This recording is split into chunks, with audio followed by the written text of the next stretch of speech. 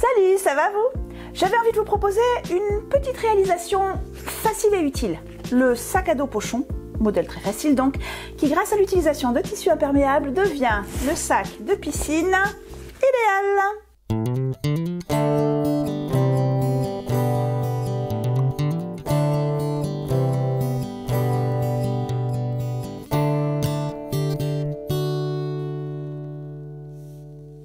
Pour ceux qui ne me connaissent pas, je suis Sophie alias Soxo, je suis couturier tailleur dans la campagne girondine.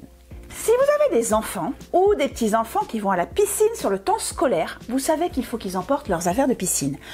Donc encore un sac à transporter. Et parfois à trimballer toute la journée avec la serviette et le maillot mouillé en prime, pour ceux qui avaient piscine en première heure. Ça vaut d'ailleurs aussi pour les affaires de sport. Donc j'ai pensé à eux et à vous qui cousez pour eux. Le modèle il est très simple, comme je l'ai dit, basique presque, mais il est efficace, surtout parce qu'il a une petite poche extérieure, pratique pour glisser le goûter, la paire de lunettes, les petits objets qu'on ne veut pas oublier sur un banc. Vous allez donc pouvoir télécharger le patron que nous vous offrons en suivant le lien qui est dans la description.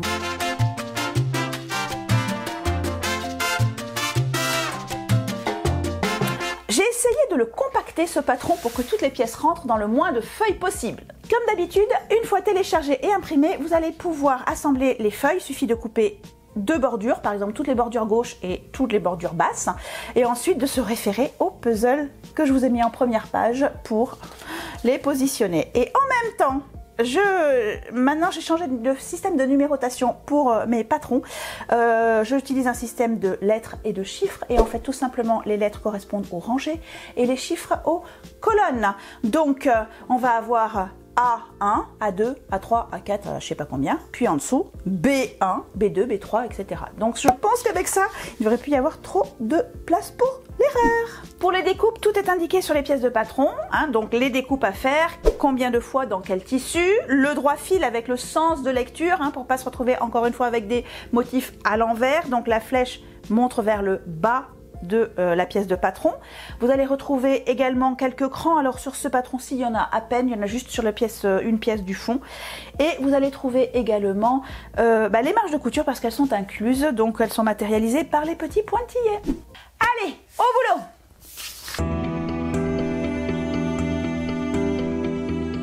On peut réaliser ce sac dans quasiment n'importe quel tissu, mais si on veut le rendre un minimum résistant à l'eau, on prendra de la toile enduite pour l'intérieur et éventuellement pour l'extérieur. Alors voici mon choix du jour. L'extérieur, j'ai pris deux couleurs de toile enduite. Cette toile enduite à motif piscine que je trouve hyper années 70, très vintage, qui me rappelle vraiment mon enfance. Et avec une couleur rouge d'accent pour le bas du sac. Et pour l'intérieur, j'ai choisi, alors c'est une chute, d'un matériau que j'ai déjà utilisé plusieurs fois avec vous. C'est tout simplement du tissu occultant pour rideau. C'est un tissu qui est pas banal, mais que j'adore utiliser parce que donc effectivement il est imperméable et très souple et facile à travailler. Je l'avais utilisé pour un lunch bag l'année dernière. D'ailleurs cette saison, si vous ne l'avez pas vu ce tuto, je vais vous le remettre par là. Et je vais vous inciter à vous abonner et surtout à activer la cloche parce que ça veut dire que vous ratez des tutos, c'est dommage. En ce qui concerne les métrages, je n'ai pas d'indication précise à vous donner de quantité. Ça rentre dans des coupons de 50 cm. Et il nous faudra une petite chute de popeline de coton pour la doublure de poche extérieure. Et il nous faudra évidemment une fermeture éclair, 35 cm minimum. Et 1,50 m, non je dis des bêtises, 2 fois 1,50 m de corde, donc 3 mètres de corde. J'ai pris un peu d'avance, j'ai tout découpé avant de commencer à tourner cette vidéo pour vous. Donc on va quand même récapituler ensemble. Nous avons pour l'intérieur deux grandes pièces tout simplement. Ça constituera l'intérieur de notre sac. Donc 2 fois la même pièce. Nous avons pour l'extérieur, alors le dos est constitué de une grande pièce et d'un fond. Et pour le devant il y a un deuxième fond. Vous aurez pensé à marquer les petits crans sur les côtés. Et ensuite sur le devant vous allez avoir donc le bas de poche avec ces deux morceaux de doublure. Hop.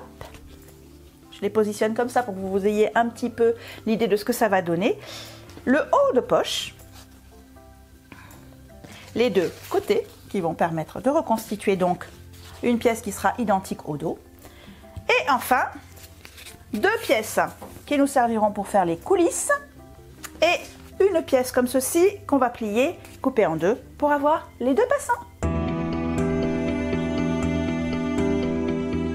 On va pouvoir se mettre tout de suite à la couture et on va commencer par la poche de devant. Donc j'ai regroupé toutes les pièces de la poche. Je les ai placées comme elles seront à peu près au final. Je ne veux pas faire d'erreur, notamment en plaçant ma fermeture éclair. Je ne veux pas que mon sac s'ouvre de bas en haut. C'est pas très pratique. Il vaut mieux que le curseur descende quand j'ouvre. Donc je vais faire super attention en le positionnant. Donc là, je ferme et j'ouvre vers le haut. Allez, c'est parti, on va se faire un petit sandwich, comme souvent avec les fermetures éclair. Donc, ma pièce du bas de poche. La fermeture éclair, donc avec le curseur qui va monter vers le haut, je la mets endroit contre endroit. Et je vais placer un morceau de doublure, endroit contre endroit. Alors évidemment, là, comme d'habitude, c'est de la popeline de coton unie, donc il n'y a pas d'endroit et d'envers, pas vraiment, mais avec des motifs, c'est important. Donc, endroit contre endroit. Hop.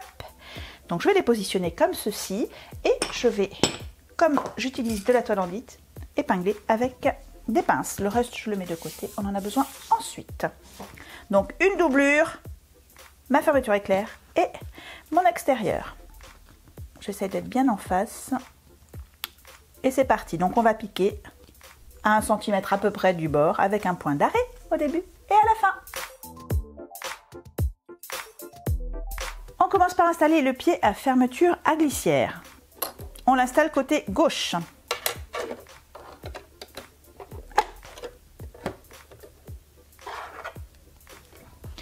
Et c'est parti, on n'oublie pas notre point d'arrêt au début et à la fin.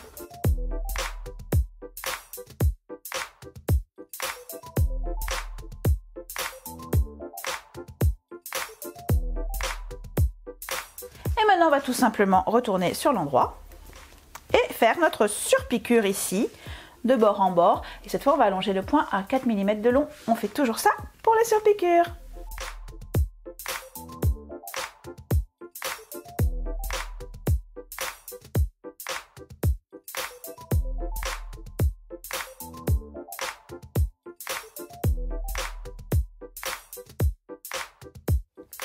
Bien, on va faire notre deuxième sandwich avec la deuxième partie de doublure qu'on va positionner donc comme ceci.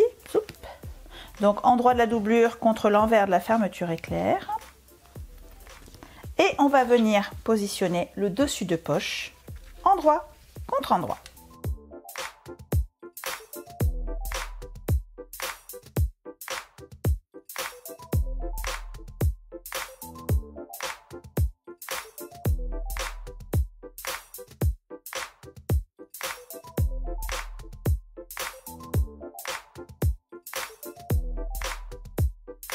Et maintenant, on va pouvoir faire une surpiqûre, mais cette fois-ci, on ne va replier que la partie qui sera le haut de poche. On laisse la partie doublure avec l'autre doublure.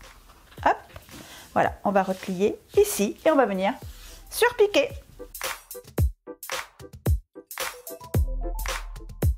Une fois que les éléments sont cousus ensemble, vous allez voir sur l'envers de votre poche qu'il y a un décalage en bas entre la doublure et le morceau qui est devant. C'est normal, il va être plus ou moins grand en fonction de la distance que vous aurez mis pour coudre votre fermeture éclair. Donc, il va y avoir un décalage qu'il va falloir rectifier. Et en fait, la bonne mesure, entre guillemets, c'est celle de la doublure. Heureusement. On n'a pas besoin de la rallonger. Donc, on va pouvoir enlever, donc s'aligner sur notre bord de doublure et enlever le trop-plein. Voilà, donc vous aurez entre 5 mm et 1,5 cm selon la largeur que vous avez pris pour coudre votre fermeture éclair. Et vous allez vérifier ensuite, une fois que ça c'est fait, que vous avez quelque chose qui va être de la même longueur ici que nos côtés. On va positionner nos deux côtés sur les bords de poche comme ceci. On va assembler avec notre marge de couture de 1 cm sans oublier le point d'arrêt au début et à la fin. Et ensuite, on va retourner ici et faire une surpiqûre tout le long pour que tout soit bien tenu en place.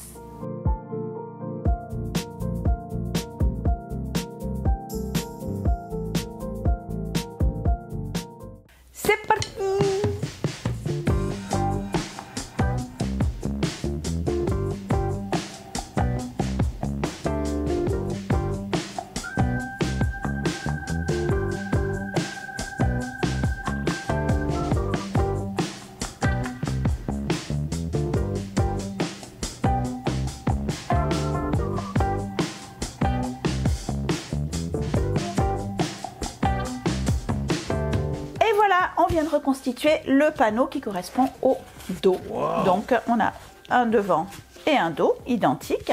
Et maintenant, on va pouvoir constituer le reste du sac. Alors, encore deux petites préparations, les passants et la coulisse, et les coulisses. Donc, pour ça, pour les passants, on va procéder tout simplement, on va le plier en deux pour marquer le centre, puis ramener les deux bords ici. Voilà. Donc comme on ferait pour un morceau de biais, donc on le plie en quatre et on va surpiquer. Alors moi je surpique des deux côtés, il y a celui-ci pour fermer et l'autre côté pour que esthétiquement ce soit symétrique. Donc on va faire ceci. Hop. Et parce qu'on aime bien faire plusieurs choses à la fois, quand on arrive à la machine, on va également préparer nos coulisses. Alors les coulisses, on va leur faire des ourlets entre guillemets. Donc on avait 2 cm si vous avez remarqué sur le patron de marge de couture de part et d'autre, tout simplement parce que l'on va donc replier sur 2 cm. Alors j'ai la chance d'avoir ma table qui va m'aider à le faire puisqu'elle a des repères partout. Voilà, donc je plie comme ceci et je fais un double rempli. Je ne sais pas si vous avez vu le tuto sur les ourlets, mais j'en parle du double rempli. Voilà, donc tout simplement sur les 4 extrémités, on va procéder à ce double rempli que l'on va aller piquer. Et comme il se verra sur l'extérieur, on fera également un point 4 mm, que ce soit pour préparer nos passants ou nos coulisses.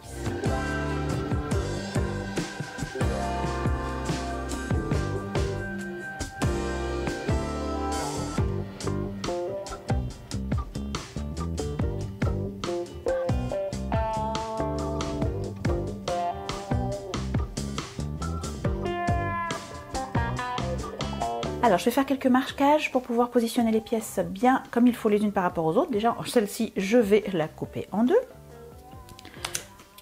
Voilà. Et je vais venir la positionner alors sur l'une des deux pièces de fond, n'importe laquelle, ça n'est pas bien grave. Je vais venir la positionner donc entre l'écran que j'avais préparé, voilà, ici. Et j'irai faire une piqûre de maintien. Donc celle-ci.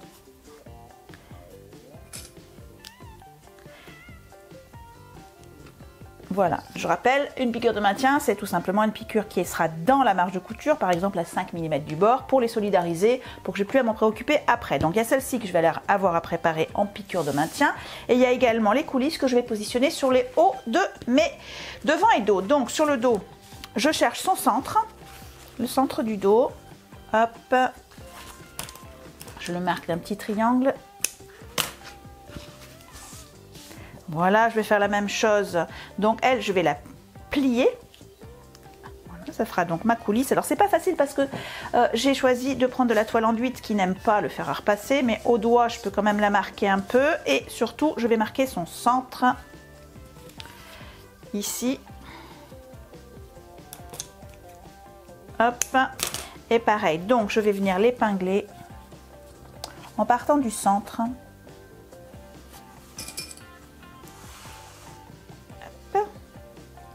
Donc je pars du centre pour l'épingler et je vais donc faire aussi une piqûre de maintien de bord en bord. Et pareil pour le devant et la deuxième coulisse. Et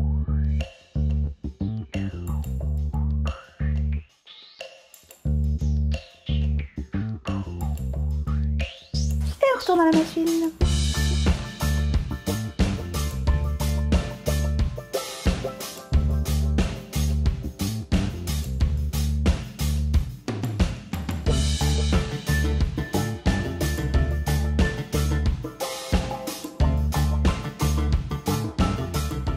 On va enfin pouvoir finir d'assembler notre devant et puis de l'autre côté notre dos.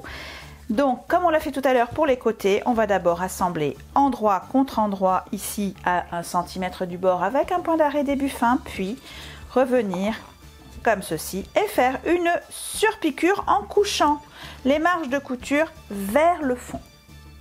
Ben c'est parti, 2 fois puisqu'on a un devant et un dos.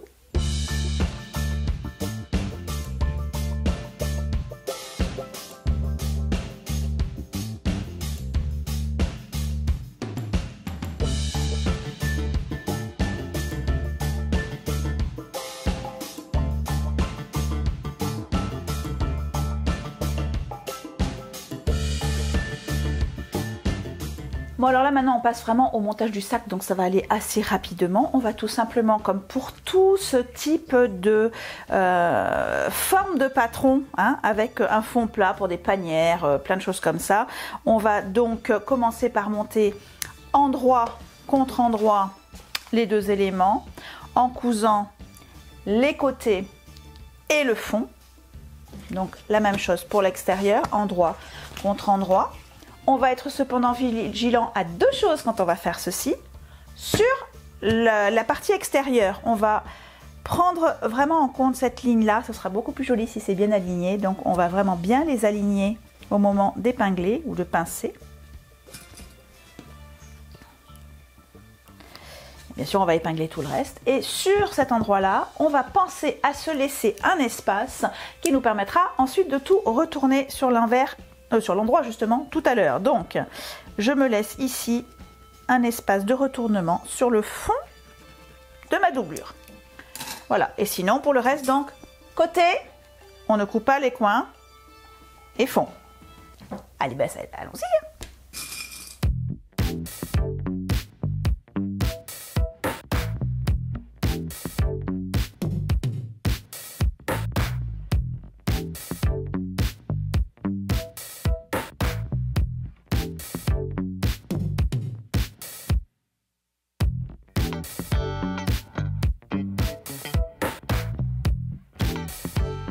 Allez, place à la 3D. On va pouvoir donc ouvrir ici nos angles et pour les 4 angles justement faire la même opération. Tout simplement ouvrir, placer face à face nos coutures qu'on vient de faire. Voilà, donc soit on ouvre les coutures, soit on les plaque l'une d'un côté et l'autre de l'autre. Et d'ailleurs en faisant ça, elles viennent se cogner l'une contre l'autre. Ça permet de bien se positionner pour avoir quelque chose aussi là qui fera un joli T. Donc je les positionne, j'épingle ou je pince. En l'occurrence, je pince parce que c'est des tissus qui n'aiment pas trop les épingles. Voilà. Et je vais aller fermer mes 4 angles. Et vous faites bien attention quand vous fermez vos angles comme ça, d'aller faire votre point d'arrêt qui dépasse ici pour qu'il n'y ait pas de petits trous qui restent.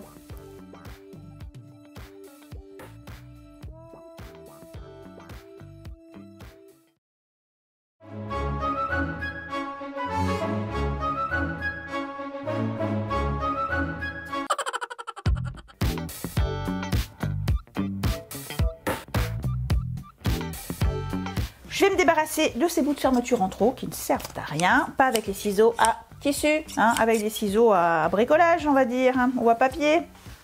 Hop. Et maintenant je vais retourner cette partie sur l'endroit et il me reste 3 coutures à faire. Je vais tout simplement insérer donc, du mignon, hein, l'extérieur de mon sac dans sa doublure. Voilà, je vais l'insérer et je vais aligner mes coutures de côté, bien comme il faut. Comme tout à l'heure, je vais faire en sorte de plier d'un côté et de l'autre pour que ça se positionne bien l'un par rapport à l'autre. Je vais commencer par épingler mes deux marges de mes deux piqûres d'assemblage de tout à l'heure en face à face et je terminerai bien l'épinglage. Et une fois que j'aurai donc assemblé ici, je vais retourner sur l'endroit en passant par ma fameuse ouverture et je vais venir surpiquer tout le tour pour que tout reste bien proprement en place.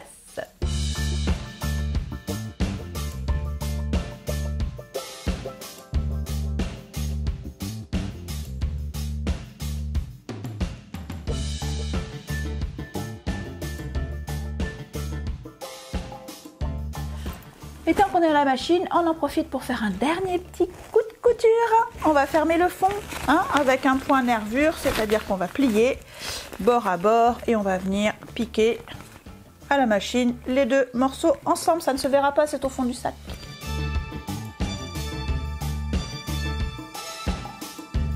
Il ne nous reste plus qu'à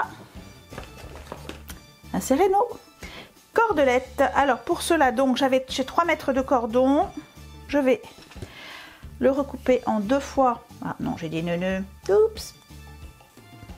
Je vais le recouper en 2 fois 1,50 m.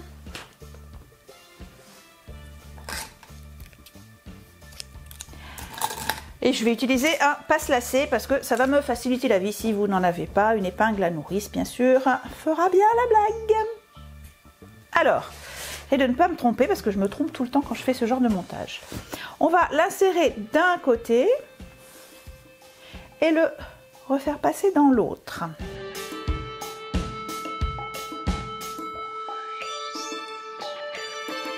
Et maintenant donc, j'en passe un ici.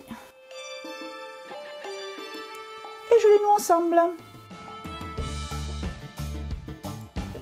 Hop. Et d'un. Et maintenant, je vais faire la même chose de l'autre côté. Mais je vais commencer du côté où il n'y a pas de fil qui sort. Enfin, il y a juste cette petite boucle. Pour former la deuxième bretelle.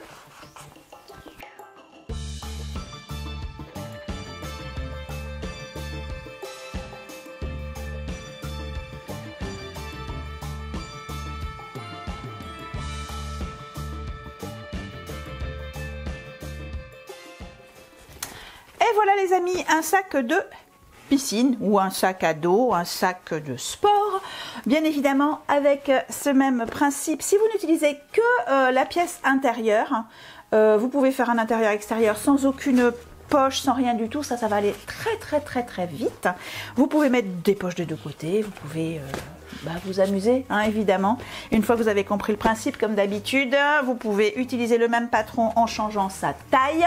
Alors attention, si vous changez les tailles, n'oubliez pas que les marges de couture, si vous imprimez par exemple à 50% ou à 120%, les marges de couture, elles vont aussi grandir. Donc pensez-y quand vous allez faire votre assemblage. Alors pour les choses comme ça n'est pas bien important tant qu'on respecte la taille des éléments les uns par rapport aux autres.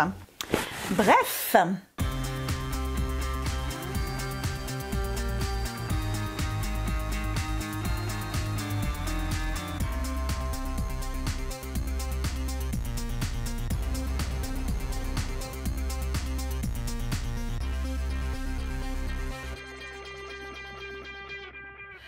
Bon ben les amis, moi j'ai fait 2 versions de ce sac. J'espère vite voir vos versions sur les réseaux, donc sur Instagram et sur notre groupe Les Amis de la Cabane sur Facebook. Si vous avez aimé la vidéo comme d'habitude, un petit pouce bleu pour nous le dire. Et en attendant qu'on se retrouve pour un prochain tuto, je vous dis à bientôt.